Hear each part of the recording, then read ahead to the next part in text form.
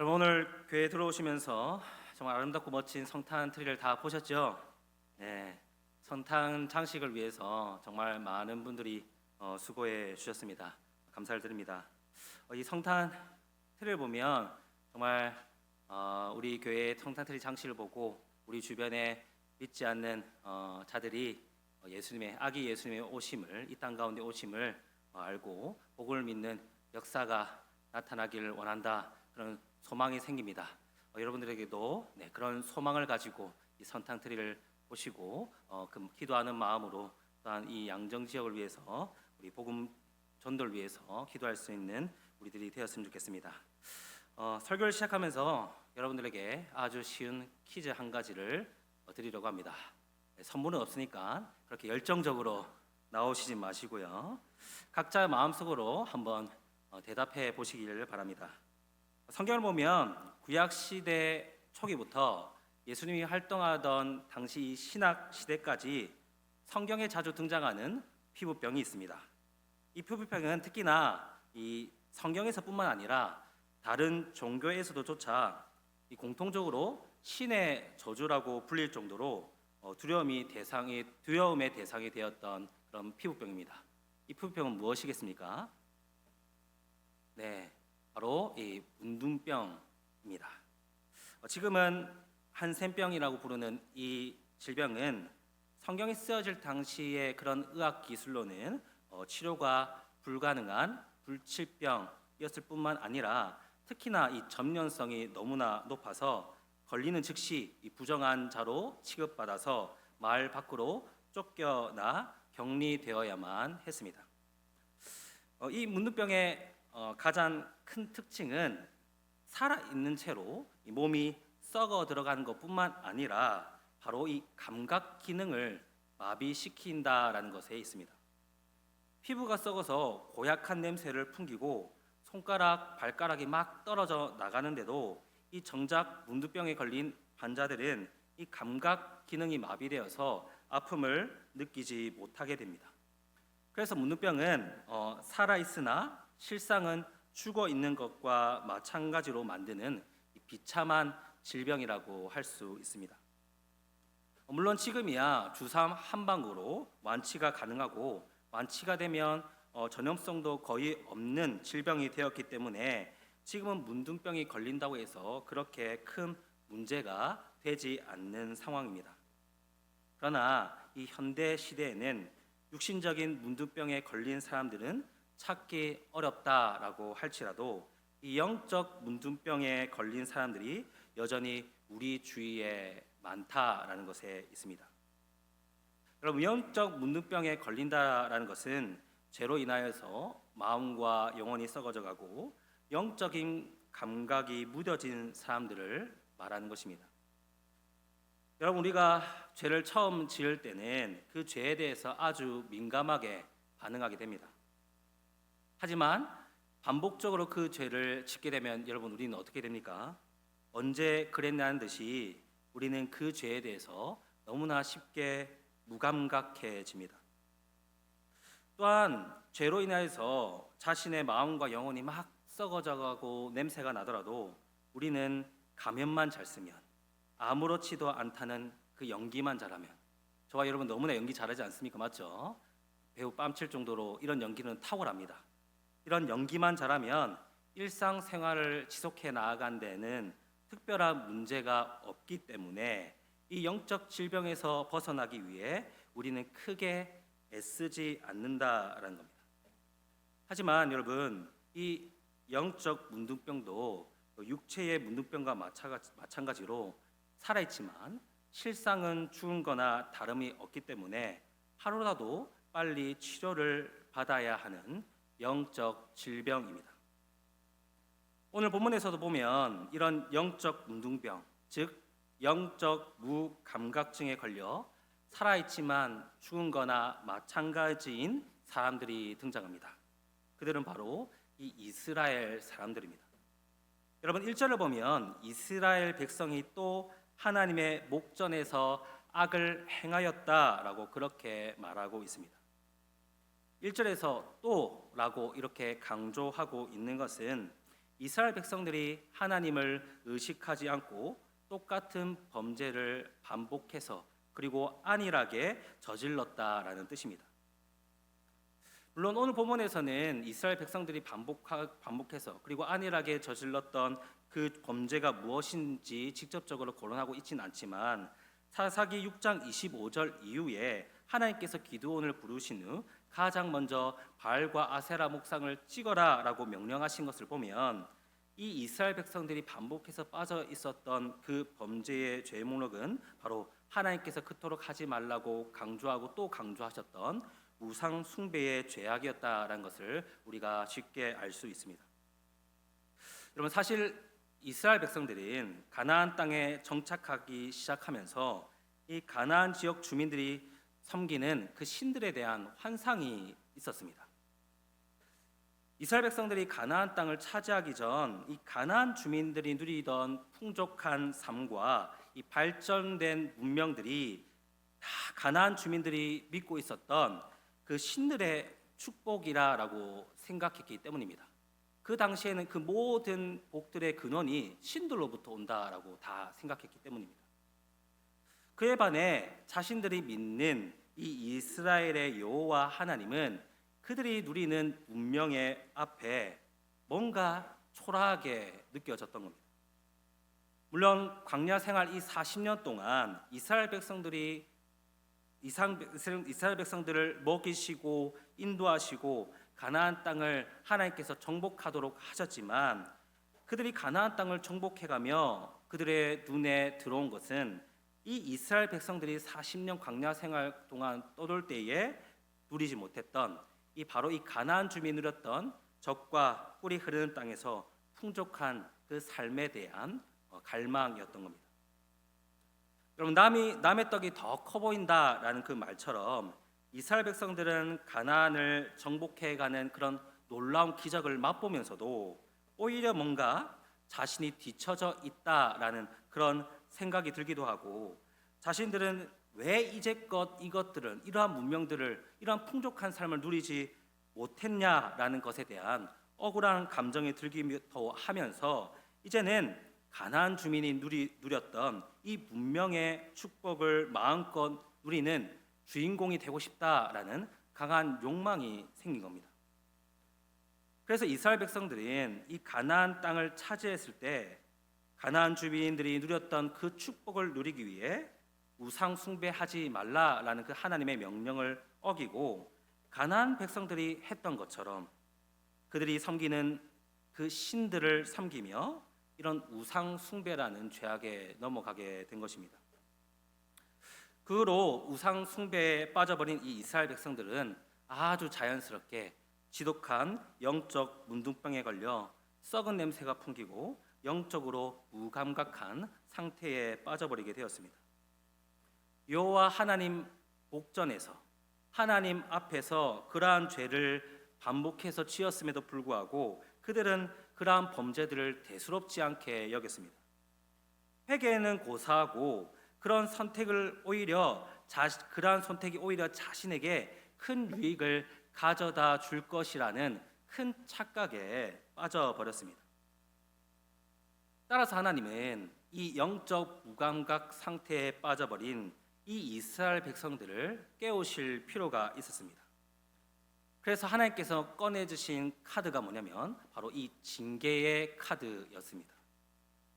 하나님께서 직접 이스라엘 백성들을 징계하심으로써 우상 숭배의 범죄가 얼마나 큰 고통을 주는 것인지를 몸소 느끼도록 하심으로 이 영적 무감각 상태에 있는 이 이스라엘 백성들이 그러한 상태에서 벗어날 수 있는 기회를 허락하신 것입니다.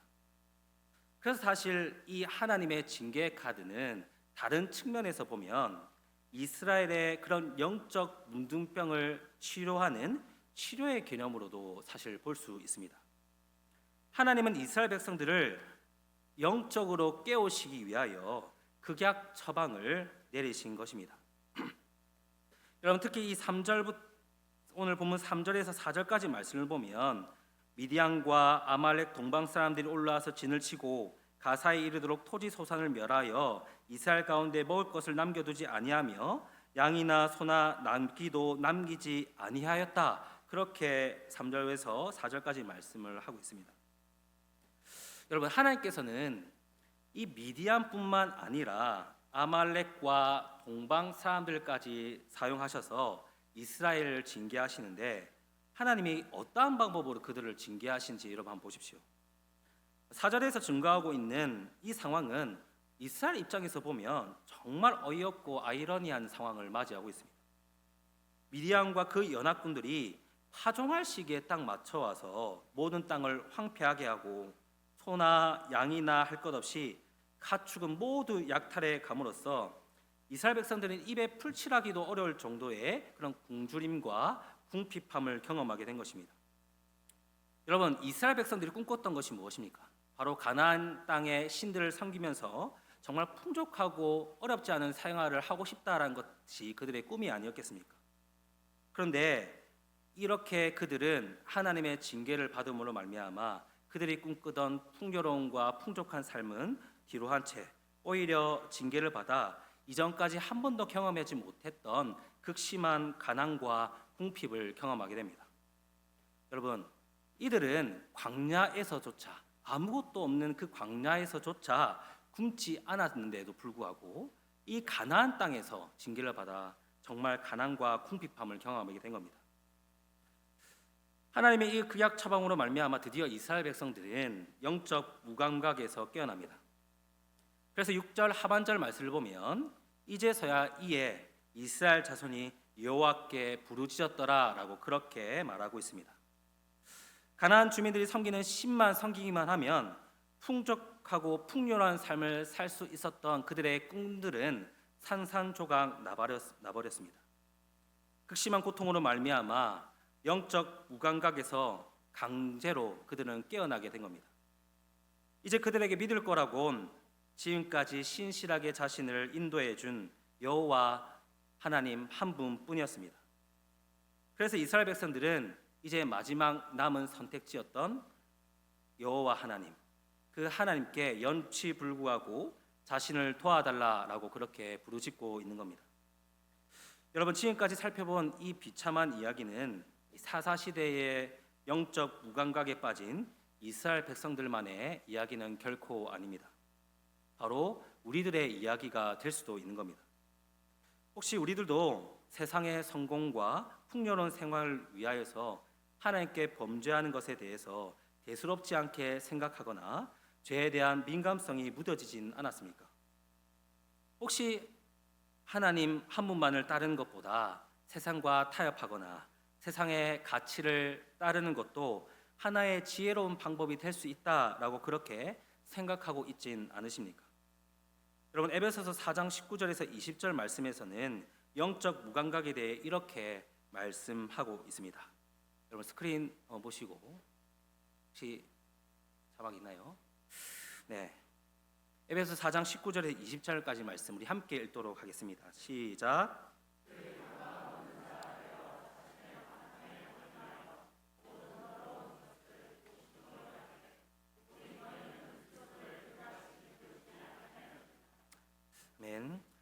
에베소서에서는 이 영적 무감각을 자신을 방탕에 방임하여 모든 더러운 것을 욕심으로 행하는 이다 그렇게 말합니다. 여러분, 우리는 하루라도 더 빨리 이 영적 무감각에서 벗어나야 합니다. 사도 바울은 우리가 영적 무감각에서 벗어나 우리의 심령을 새롭게 함을 강조하고 있습니다. 계속해서 에베소서 4장 21절에서 24절까지 말씀을 한번 보도록 하겠습니다. 네, 우리 함께 읽도록 하겠습니다. 시작.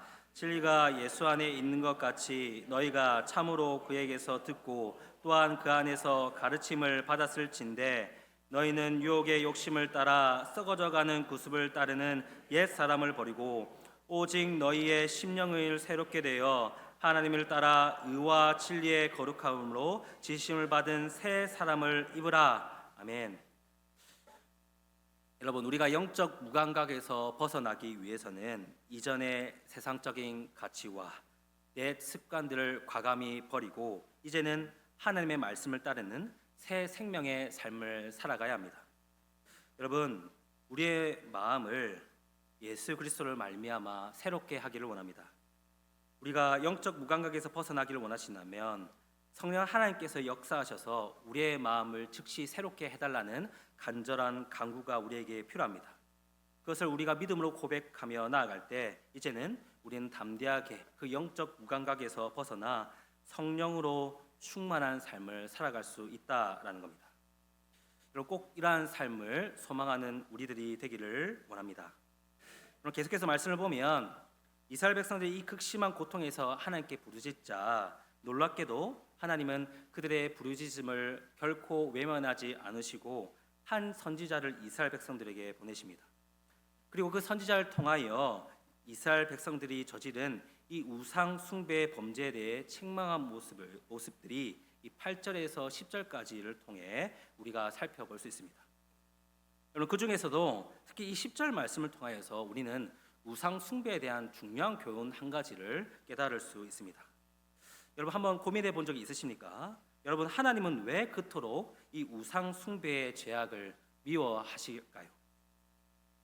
사실 어떻게 보면 이스라엘 백성들은 우상 숭배를 하긴 했지만 하나님을 완전히 버리고 이방 신들만을 섬기는 것은 결코 아니었습니다. 이스라엘 백성들은 사실은 하나님도 섬기고 다른 신들도 함께 섬겼습니다.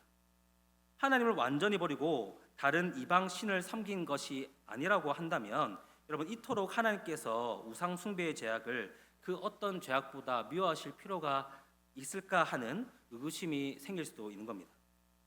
하나님을 완전히 버린 것도 아니고 단지 하나님도 섬기고 이방 신들도 섬겼을 뿐인데 그렇게 큰 문제가 되느냐 하는 겁니다. 여러분, 하지만 10절 말씀을 보면 조금이나마 하나님께서 우상 숭배의 죄악을 그토록 미워하신 이유를 알 수 있습니다. 여러분, 10절 말씀 우리 함께 읽도록 하겠습니다. 시작.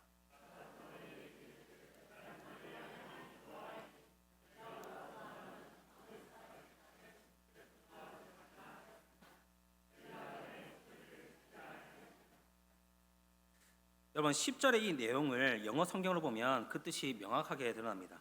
영어 성경을 지역하면 10절이 이렇게 다시 번역할 수 있습니다. 나는 너에게 말했다. 나는 너의 하나님 여호와다. 나는 너희가 거주하는 아모리 사람들의 신들을 경배하지 말라고 하였다. 그러나 너는 내 목소리를 듣지 아니하였다. 여러분, 10절 말씀에서 사실 중요한 포인트는 너희가 내 목소리를 듣지 아니하였다라는 겁니다. 이스라엘 백성들이 하나님의 말씀에 귀를 기울이지 않았다라는 것입니다.